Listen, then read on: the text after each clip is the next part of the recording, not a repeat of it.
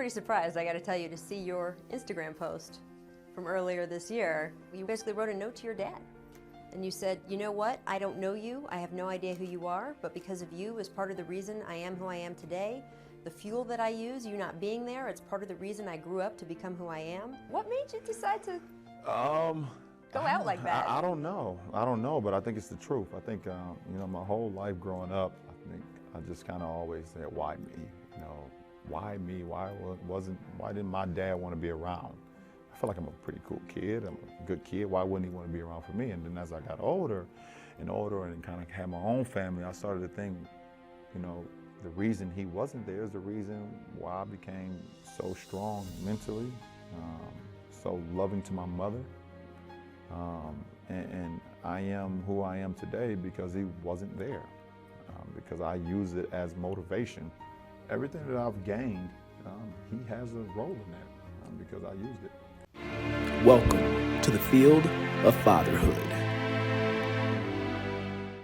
Welcome to the field of fatherhood.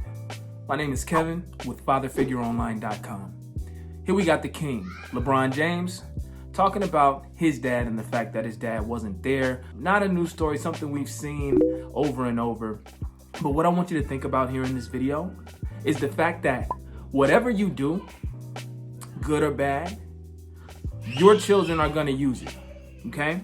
Now, in some cases, you get a LeBron James who uses that as motivation, similar to how Michael Jordan would use negativity to create something positive.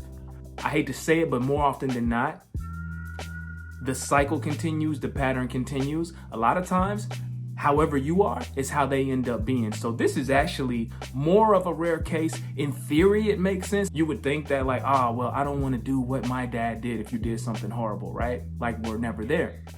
But a lot of times it makes it okay for that next generation to also abandon their family and their children.